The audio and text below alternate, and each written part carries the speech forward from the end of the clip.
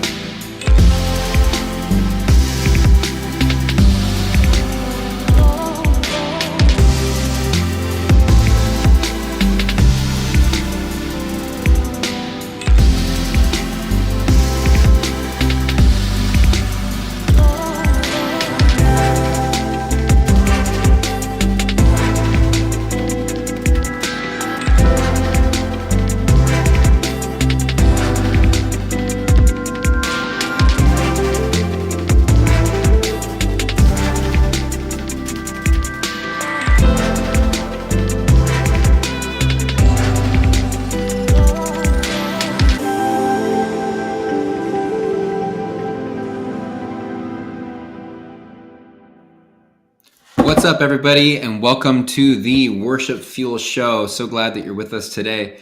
My name is Matt McCoy. I'm the founder of loopcommunity.com and the host of the WorshipFuel show. Today, I have a very special guest, my good friend, Robby Busick from Nashville. He's the founder of the Indi Friend. We're going to talk about releasing your own original music. And he's going to tell us about the Indi Friend and what they can do to help support you. So I'm really excited about this conversation. Let's go ahead and bring in Robby now.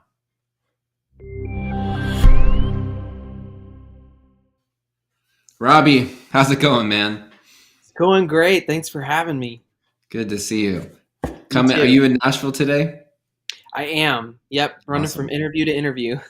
Awesome. So tell us about who you are and what your experience is in the Christian music industry. You and I have known each other for, I don't know, maybe 10 years. Yeah. When I started Loop Community, we got connected. So tell us just a little bit about who you are and what you've been doing. Yeah. Well, I mean, for everyone watching, I sit in your shoes too, as a fellow songwriter, maybe worship leader. So I got started just leading worship, like most people do, and had a passion for that. Right. And kind of got in that accidentally a little bit, in that I was BGVing for a college campus ministry, and the worship pastor that was there left to try out for American Idol. And they ended up not coming back. They ended up winning the whole thing. And so when he never came back, they needed someone to fill the shoes. And I just started jumping in and leading worship, and kind of fell in love with it, honestly. I'd grown up in church, grown up singing. But it was different to lead a team and learn what that took, and especially not playing an instrument. And I got introduced to a lot of new music at that time, music like from Jesus culture, Bethel music, and that kind of led me on a journey of, well, what are they doing that's different, and how do I learn from that and grow from that? So after college, I moved out there to Bethel with my wife, and we went through the School of Ministry. And in your third year, you do an internship. And so I interned at Bethel Music right around the time that they had just released This Is Amazing Grace, and One Thing Remains was out. They had done the For the Sake of the World album in my class, and they were just flying by the seat of their pants, trying to figure out how do we do this label thing as a church, right? Yeah. And so I jumped in, and basically there was a role that was opening for publishing. And so I jumped in head first with very little understanding of the industry to just help out, right? And had to grow really fast in understanding the industry. And I was reading books. I was on the phone with entertainment lawyers. I was flying to Nashville for admin conferences, and just trying to learn as much as I could, as quick as I could. So I did that for about 3 years on the publishing admin side, which is probably where we met. Yeah. And then that turned into, I'm an extrovert, and I was sitting behind a computer screen all day long. And so I was just like, I think I could serve us better. What if I kind of came over to the label side and helped manage the process of creating albums? And Yeah. so I started, with the help of some of my superiors, like extracting stuff from everybody's heads and putting it into a big process that we could follow. We were a church music label, right? And we're doing these big compilation albums, and we decide somewhere along the way we're going to start trying out this solo artist thing. Like, we have so many people that have something to say beyond one or two songs a year on a big project, and we wanted to steward that well. And so we had 6 albums going on at a time at any point in the year, so there was a lot to Mhm. do there. But in that process, I fell in love with writing songs. And I led worship at the church with all my heroes for years, and had a passion for that. And part of my job lent itself to that process for the artists that were on the label. Mm. Uh, so I would gather the songs from all the artists, and I would basically kind of DJ song listening sessions for Yeah. Ryan and Joel, and they would give feedback. And so I fell in love with that and realized we're a church music label. We weren't we were a legitimate label, and we functioned like that, but the senior leadership was the A&R. The senior leadership was it was, everything was kind of as we went along, because it had to be so closely connected to the Yeah. DNA of the ministry, right? Yeah. So it wasn't as simple as just we have an A&R guy, right? So I would help them listen through the songs. They'd give feedback, and through that process, as doors kept opening and influence kept growing, we started building out the publishing portion of the label, and signing writers and signing more artists, and learning how to open up opportunity for them to write beyond even our own ability to put an album out, right? Mhm. So that was over the process of about 6 or 7 years living in Reading, and then felt like I was being led to move closer to family. And so Nashville was kind of an obvious choice for me. And so in 2018, I moved to Nashville to open up the Bethel Music Office in Franklin and grow connection, relationship in Nashville with producers, artists, A&Rs, publishers, all of that, and kind of grow the relationships that had been built. It was a huge thing that I felt entrusted with. And I definitely wasn't alone, had a lot of support in that. But that's kind of where I've come from as far as um, some of the overall experience, right? Of Yeah. everything from publishing, label.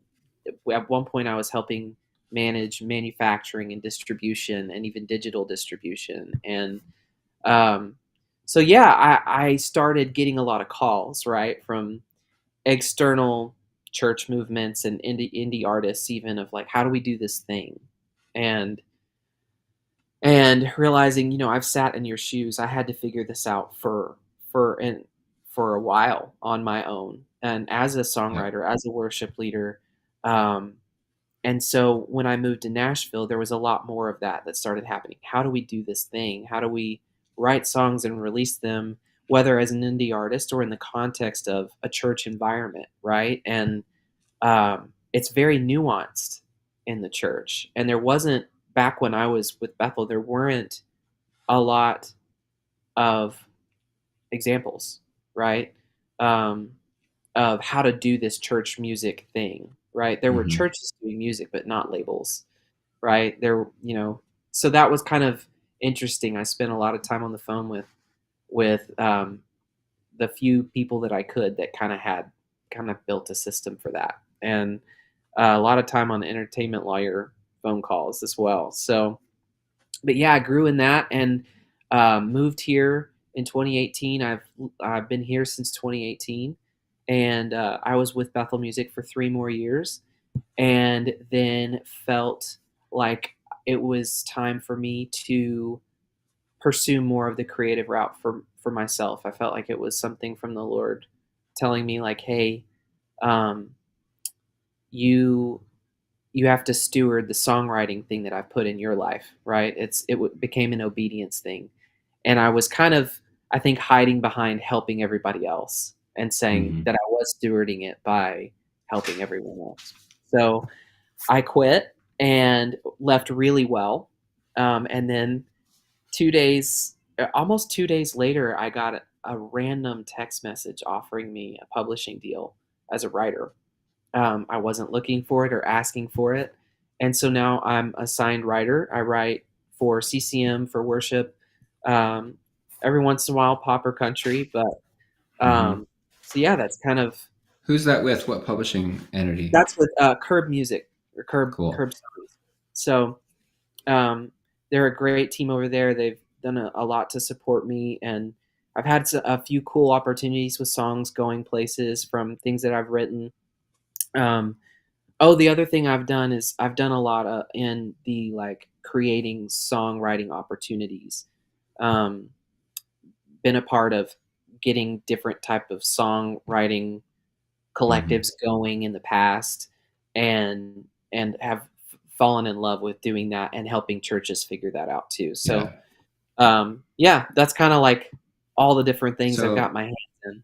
yeah, so which is a lot. And so you have a ton of experience in this Yeah, industry in a lot of different areas, with the writing and publishing and distribution yeah, and then you start the Indie Friend, which I want to talk about that. sure. What would you say? So a church wants to release their own music. What's their first step? Because there's a lot of churches out there that want to release, music they're writing at their church. Like, what do you think is the first step of actually getting it out? So they've gotten the songs written. Now what? Yeah, yeah. Well, actually, let's Well, say they have the songs written and they've recorded them. Now what? okay. Yeah. So I would say even before you get to writing and recording, you Hmm. should have some things in place. Um, because um, and I'll answer your question, but I find that a lot of churches they do the thing, they get creative, right? And even Yeah. indie artists, they get creative, they create, and then they're like, now what? And a lot of They skip times some steps. the now what and sometimes comes because they haven't figured out how to connect it back to the identity, to the mission, the vision, and values of the environment in which those songs are supposed to serve. Yeah. So Yeah. it becomes, how do we do the music thing instead of how do I serve the environment I wrote the songs for? Hmm. Yeah. So that would be the very first thing, because most people, when they call me, they're like, how do I do what Bethel did? Right? Or Yeah. how do I do what Elevation or Hillsong or Passion City has done?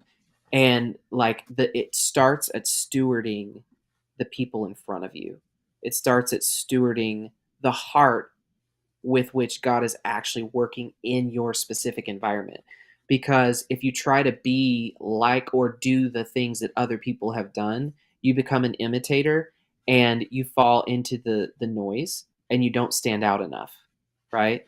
So Hmm. the only way to actually stand out and make a splash is to be authentic, is to be unique. And the only way you're going to be unique and authentic is to actually be tapped into the pulse of what God is doing in your direct environment. So if you've done that work and you've got buy-in from senior leadership, and they are fully aware of what you want to do and they are supporting the process, and your songs have been listened to by senior leadership and they're on board, then once you've written and recorded the songs, there's a lot to think about, right? There is, how do we consistently introduce them to our environment without totally messing up our worship environment? You have to involve your worship team in that process, assuming your Yeah. worship team is even singing on those songs. Hmm. There's all those types of things to figure out, right? But assuming you've done all the work, you've got the album, it's ready to go. Um, I think the first thing that you work on is, how do we communicate getting this project into the world, right? Yeah, I could go upload the song or the album on a distribution platform, whether that's if you're independent, you're probably doing it through like a TuneCore, CD Baby, DistroKid, right? But the marketing of it can get real tricky too, Mhm. because as a church, as a spiritual environment, you don't want to be salesy, and you want it to stay like worship before God, right? Yeah. So the way you communicate gets really important. And I think the worldly model is, hey, look at me, I did this thing, right? And so we get out on social media and we see what's working for other people, and then we are like, hey, look at me. But I think that when you can use your message, and when you've done the work of mission, vision, values, and you know the story you're telling, and you've done the work of that, it can actually your marketing, so to speak, can actually be a ministry opportunity even. Mm. I think it's important that we get back to realizing that if Jesus was the servant of all and we want to imitate him, that when we are worshiping him and pointing people unto worship, that we have the same mindset. Like, how can this post serve my audience, even in the marketing of the music? Um, so I think it's good to have that kind of a plan in place that's not just, okay, make all the posts, but like how do we be intentional? Yeah. How do you, gosh, there's so many different questions I have, but I one thing know. that I wanted to say is, figuring out how to introduce songs to your church without Mhm. wrecking the worship environment. I think it's like something kind of like what you said. Of like, how do you actually introduce these new songs without kind of, disrupting the worship flow? And, I think we've all been to a church where the worship leader or whatever, they just like are playing all of their own songs, and people don't even know what the songs are. They're maybe not even very good songs, to be honest. Yeah. And it's just like kind of just killing worship in the church because the worship team is insisting on playing songs that they've written Mhm. and maybe not having total self-awareness that maybe these songs aren't that great. Yeah. How would you suggest a worship leader protects against that happening? Like just making sure that like the songs they're doing are actually like, should be played at a church service. Right. I mean, I think every church's standards of excellence is gonna be different. The Hmm. environment in which you sing these songs is gonna the context is key for all of that, right? Like, Yeah. if it's a church with 50 to 100 people, like, the requirement of excellence is not the same, right? In that sense. So I think feedback is super important for a worship pastor or worship leader. I think communicate, like, you can write, record, and release music, but if you don't create a culture for it, you're constantly Hmm. going to be in the dark when it comes to these types of decisions. Yeah. So, like at Bethel, it became part, like, we would do sermon series on worship. What is worship? What does it mean? Like, how does it affect our hearts? How does it affect God? Like, we were teaching and training not just songs, but like what worship actually is. So it Yeah. became a part of the DNA and the culture of the entire church. Yeah. So then there's context for when we introduce songs, what's actually happening in the room, right? They were trained ahead of time as they were shepherded by the but to be shepherded in worship, you have to have a pastoral staff that understands and values what you're Hmm. trying to accomplish when you introduce a new song. So it Yeah. goes back to, how does what I'm doing as a songwriter, worship pastor, connect well with the senior leadership team and the overall mission and vision and values of the house? And then when you feel empowered by that senior leadership team to make decisions like which songs should be a part of it, then there should be some sort of feedback process in place, in my opinion, of like, okay, the pastor may not have an ear for what's the best sound or whether it's good or Yeah. not, but they are going to have a barometer on, how does this affect my environment? Mm. Are my sheep being led well? Yeah. Right. So I think that Yeah. should always be an open conversation with a worship pastor. I mean, like, very practical tips are like, not introducing more than one new song in a set at a time, right? Hmm. Making sure that your team is really practicing those songs and nailing it down communicating up front with your worship or with your environment, like, hey, we're trying out a new song. We wrote this based on what we feel like God is doing in the environment, right? Right. One thing I'm telling churches is like, collect stories and testimonies from your congregation. Don't just sit down and try to write a song and happen in front of people. Include your body in the process of the creativity. Like, they may not be sitting in the songwriting room writing the song, Yeah. but you can be inspired by what God's doing in the lives of the people. I think Yeah. worship too many times becomes this performance of, I'm up here and you're out there. But if it's not actually inclusive of the body you're leading, then you're already potentially leaving them behind in the process.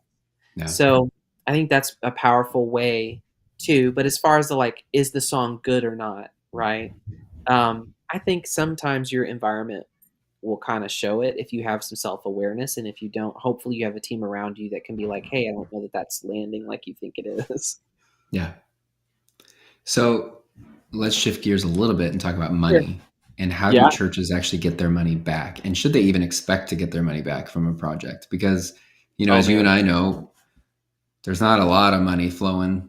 And anybody who's watching music business news would know that there's all sorts of talk about streaming services not paying enough. And so a church doing this, is it even possible to earn your money back? And should they even expect to earn their money back? Because it's expensive to make and record music. My opinion on this might not be super popular, but I'm not talking or giving an answer based on my previous environment of working at Bethel or communicating on behalf of the song or anything like that. Because what they actually did was create a full label, right? So that's a different context than what I'm speaking to now. Right. For churches, most churches, to be able to even collect royalties when you put them out, the moment you put songs out on a DSP, that's intellectual property that is making some sort of money. There is a financial thing happening. It may not be significant, it might be micro pennies, but it's happening. And because money's involved, there are legal repercussions that are involved in that process, right? And so it's important to steward that well and make sure that you are collecting when you put when you put songs out, because the songs that are, a lot of churches will say, well, we actually don't care about the money. It's just about worship. And that's beautiful.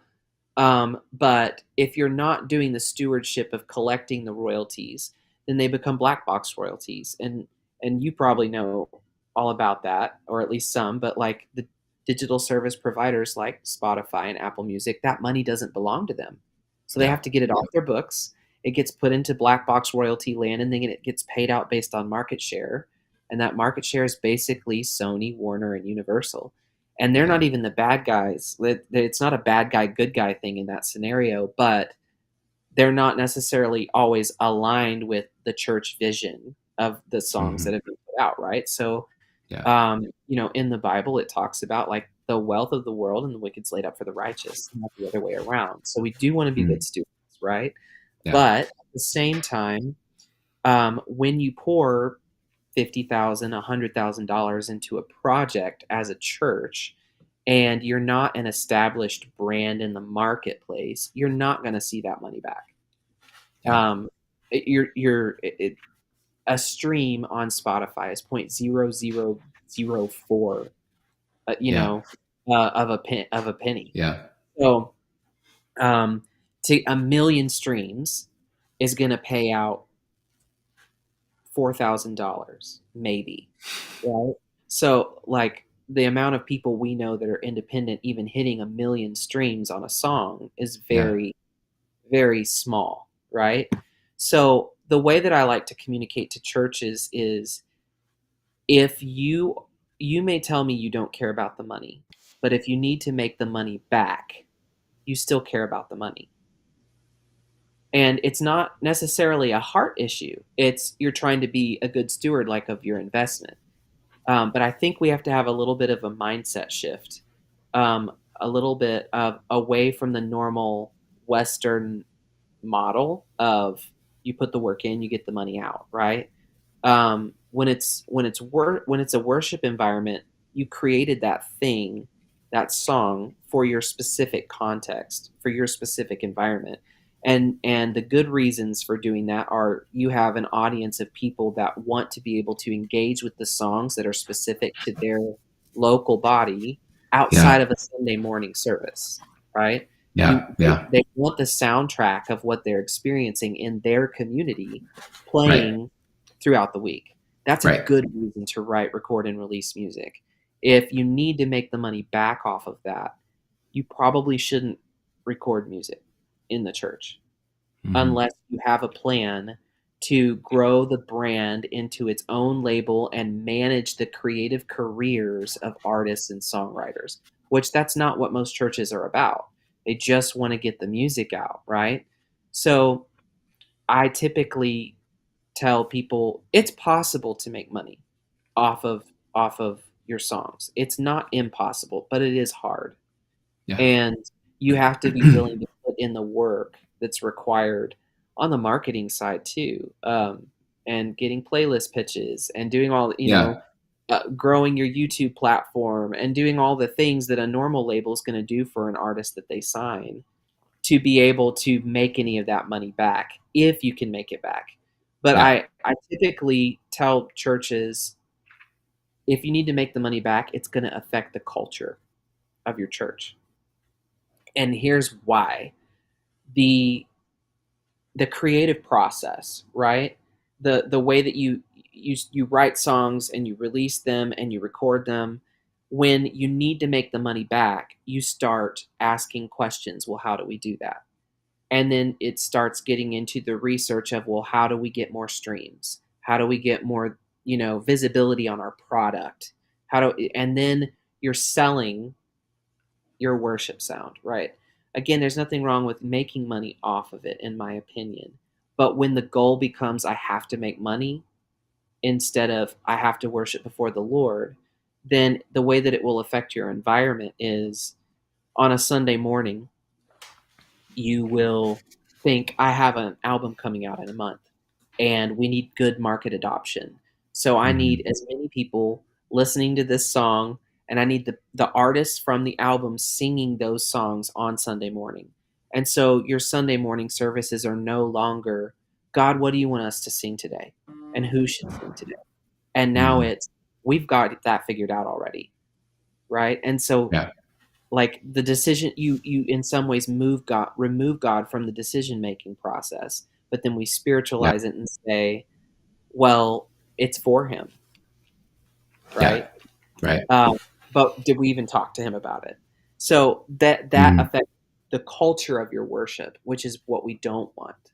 And so how do you, I think there's a fine line between, we want to be good stewards when there is money being made, but we don't want to create unto the point of making an investment back, because the whole point wasn't to make money off of something. It was to worship God and help other people do it too. Yeah. It Hopefully that really is kind of answers your question. well, it really is a perspective shift Yeah, of being open to the idea that your return on investment may not be monetary, that it's it kingdom. might, yeah, it's kingdom. It's going to look In the different. same way that you send a missionary out into the mission field with finances to support what they're doing, right? Right. When people are investing in those missionaries or donating to those missionaries, we're not asking how are we getting that money back. The Yeah. gospel is advanced, the kingdom is advanced, right? Right. And so in our Western mindset, we lose a little bit of Yep. that, right? Like if you read about the Old Testament, even like the way that the Levites were taken care of was by the 11 other tribes, right? Who were Mhm. businessmen, who were, in the marketplace, they were making money. And then the Levites lived off of the tithes of the other 11 tribes. Mhm. So Yeah. it's a different kind of a model and a different mindset shift that I think we're still trying to figure out in the church. Like we don't Yeah. want to put new wine in an old wineskin, Mhm. right? Yeah. So that's kind of what I think we're all trying to figure out a little bit. Yeah. What do you think is the most challenging piece for churches who are trying to do this? I think the most challenging thing is it's easy to spiritualize behavior, meaning we can say, I'm doing this for God. I am, we're going to pour all this money and we want to make the money back, but maybe we say it's not about the money, but the more people that hear my music is more kingdom reach, right? Yeah. And so somewhere along the lines, we can get into the idea that numbers equal impact, right? Mm. And that may or may not be true, but you've got algorithms pushing songs and you've got all of these like people listen to it for 30 seconds and it counts as a stream and then they skip to the next song. You don't know what the full user behavior is on your music, right? And the more people are listening to it, it can be an example of like, hey, this is actually having a good impact. Yeah. But in the same way, if that becomes our metric for success with worship, I think we're getting off track. So, like at the end of the day, you know, yes, Jesus ministered to 5,000, but he had his 3 and his 12, right? And um, the industry almost requires you to become a celebrity to Mm. sell music, Yeah. right? Right. We don't want to be trying to be celebrities as Yeah. worship leaders. Sometimes it happens, um, but it shouldn't be the goal. And I think most people would say that's not my goal, but social media and algorithms all require you to get out in front of people all the time and say, look at me. So I think it's just kind of a different approach. I don't think it means avoiding social media or not spending money on marketing. I think it's just more about constantly going before God and keeping our motives pure in that process. And I think it's Mhm. so easy to spiritualize what we're doing and saying it's for God or that it is God when Yeah. He may have even asked us to do that. I think Yeah. that's probably more of an um, like kind of an external challenge. I think a lot of internal challenges that a church will face, that's probably the hardest thing, is do you truly have buy-in with your senior leadership? Right. Um, if your music thing takes off and it's awesome and you don't have a great connection with your senior leadership team, you could see church splits happen, Mhm. right? And it's not even because you're trying to rebel against things or people. It's like this music thing is taking a life of its own and you feel a responsibility to steward it even, right? Like, and you've got hearts that you feel like God's entrusting you with. And if it's bumping up at odds with the mission, vision, values of the house it started in, Mhm. that can be a challenge. So I say even before you're writing and recording, you're involving that whole team from the Mm. beginning in your vision and how you are trying to serve that vision, and that it doesn't have to be at odds, right? Yeah. Yeah. That's good. Any just practical tips you have? It could be about anything, financial, legal. One question I do have is a tip on, I think that a lot of worship leaders, churches who release music, there's so much excitement and build up to the moment of release. You finally like release the music, you think like a lot of people are going to hear it and be blessed. And then there's just like, you look at your stream count and there's 100 streams and half of them were you or your mom. Um, and that could be pretty deflating. Yeah. Any tips on like how to actually get more streams? Like how do you get more people to hear your music in a sea of tons of other new music coming out? Yeah. I think it's very challenging. Yeah.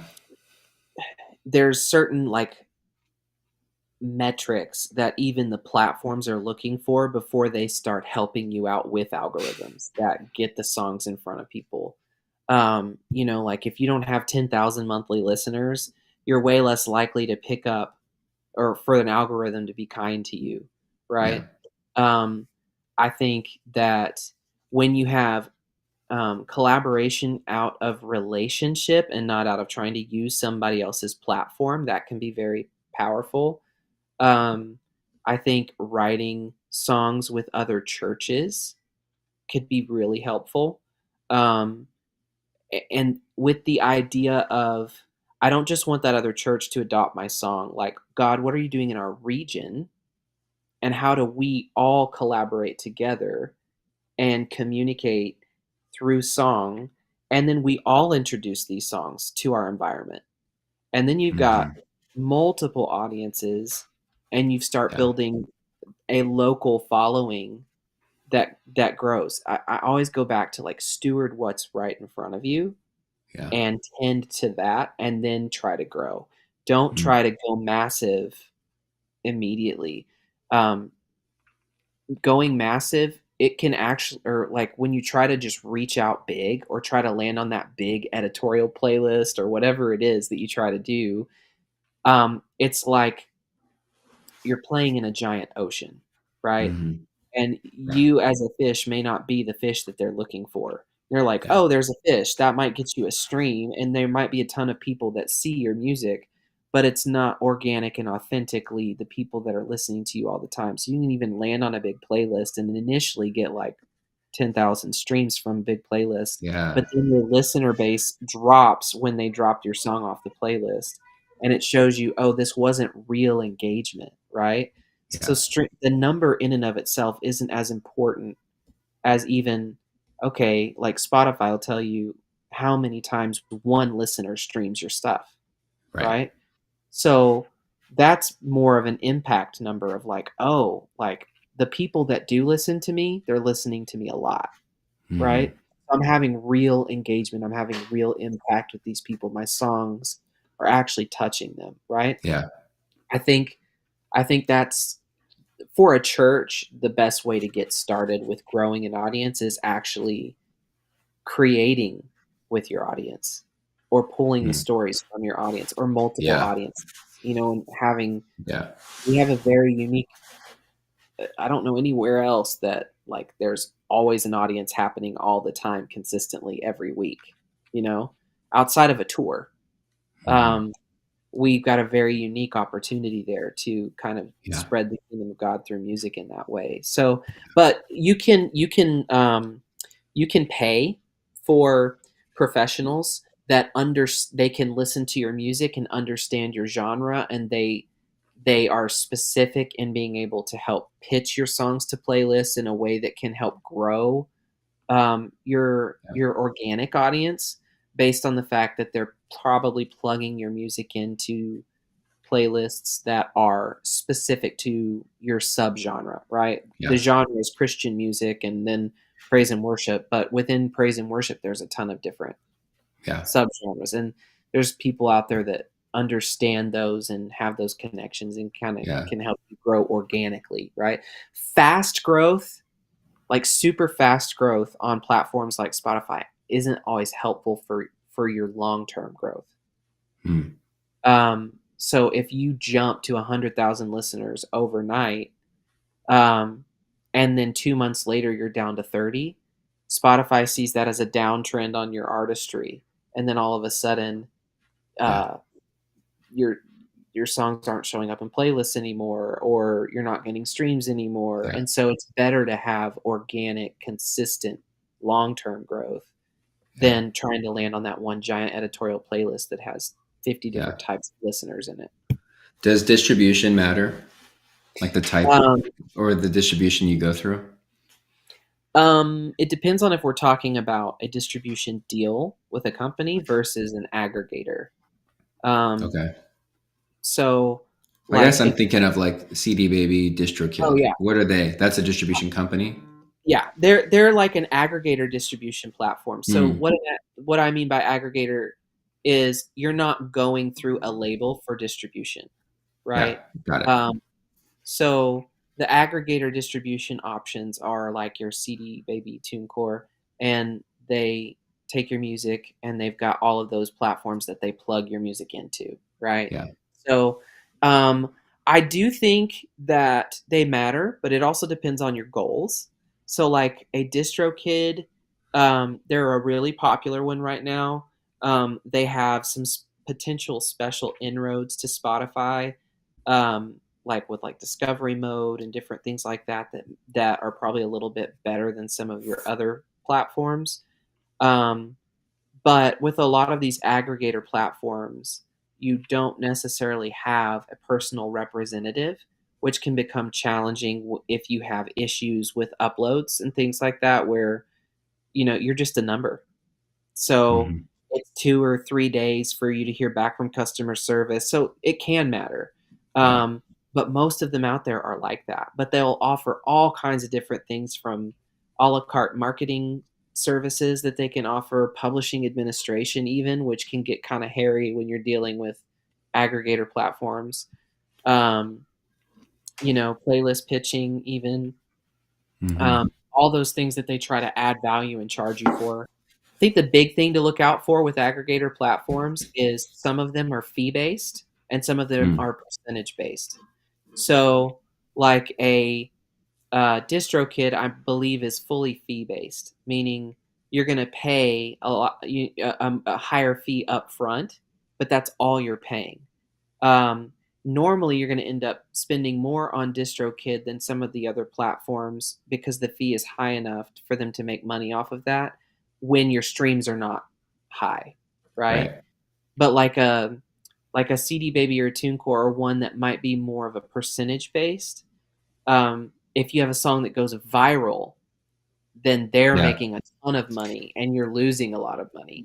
So a lot of people will opt in for the fee base versus the even though it'll actually cost them more upfront. Yeah. So That's it kind of interesting. depends on your goals Yeah. and what you're looking for from an aggregator. I think Symphonic is kind of a newer one on the scene that's pretty popular, that's kind of a middle of the road as far as their business model, but they Yeah. seem to be pretty artist friendly. So it just kind of depends on your goals. Yeah. That's helpful. So tell us about the Indie Friend and what the Indie Friend can do Yeah. for churches and artists. So the Indie Friend in and of itself is like a three pronged approach to all of the different consulting and business experience that I've had in music. So Yeah. we do a monthly membership instead of charging a crazy high amount for a course, Yeah. walks you through Music Business 101. So that includes what publishing is, how publishing royalties flow from a stream all the way to you and your bank account, the different types of licenses that are out there that can help you make money off of your songwriting, and then going into sound recording, what money is associated with your sound recording. It goes into all the different places you need to be registered to make sure you're collecting your royalties. Most songwriters and artists, the one thing they know about publishing is the PRO, ASCAP, BMI, or CSAC in the US.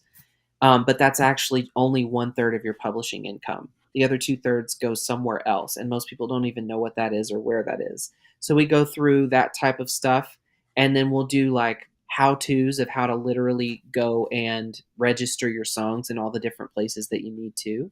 So Yeah. that's kind of our e-course. And along with that membership, we point people to resources like a Loop community, or like distribution platforms, or Yeah. potential publishing administration, where we don't do all of that for you, but we can point you in the right direction through partnerships that we've made, right? Yeah. Right. And then the other part of the Indie Friend is artist development coaching. So, um, as the way people listen to music has changed, labels have had to change how they operate. So there's a lot less artist development within a label environment. It's way Mm. more, a lot of times they're looking for artists who already know who they are, who are already fully developed. They have their sound.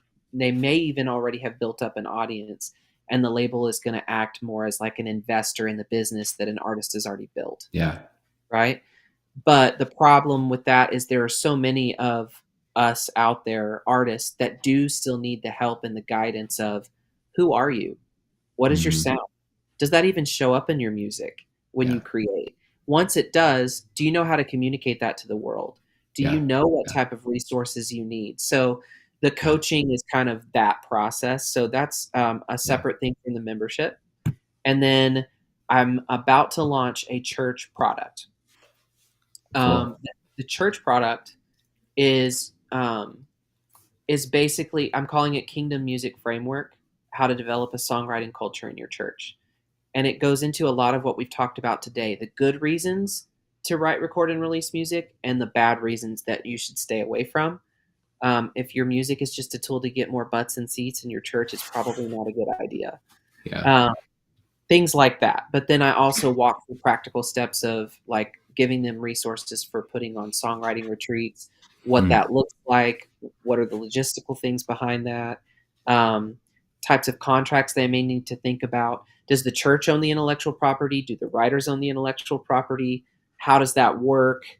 Yeah, and that's stuff you want to figure out beforehand. You don't want to deal with that later after a song blows up. Right. Or like, does this affect our 501c3 status? All those types of things. So I get into a lot of that in the church course, and that is launching in June. So wow, that's exciting. Those are all the things that I currently have going on. In addition to just, I also consult on the side of Indi Friend for artists and churches and stuff. Yeah, that's awesome, Robby. It's amazing what you've built, and you definitely have the experience for it. That's for sure. So how do people find you? Like, how do people get involved with Indi Friend? Yeah, so a lot of it has been word of mouth, but I do have a website that kind of explains all the things that we do. It's just theindifriend.com. Okay. And people can go there and search for it. I think I've also shared a link that might be at the bottom of this video later that will point people to a waiting list for the church course if that's really what you're wanting to figure out. But yeah, those are just the indifriend.com. I'm also on social media. If you look up the Indi Friend, you'll find me. And awesome. And then I'm in Nashville. And if you're around Nashville, you can hit me up for coffee or something. Yeah, that's awesome. Robby, thanks for taking the time to join us on the show. Yeah, and, thanks for having me. Thanks for what you're doing to pouring into worship leaders and churches. It's super helpful. Absolutely. All right, We'll see you around. All right, it's been a pleasure.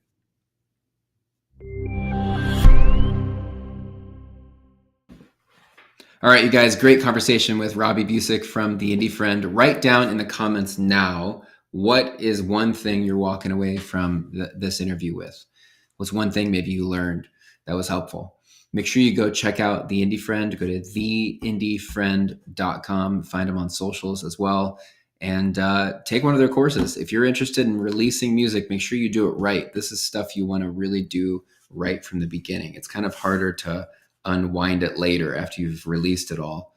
Start with a good foundation by releasing and setting up all this stuff the right way ahead of time, especially if you're launching worship ministry or church. If you're wanting to release music from your church, you want to get your whole leadership on board with that. Your pastor, whoever needs to be on board with it, all the leadership needs to be on board with it. You guys all have to be on the same page. So it'd be good to even take this course together. So anyways, go to theindifriend.com, check it out. Thanks, Robby, for joining us.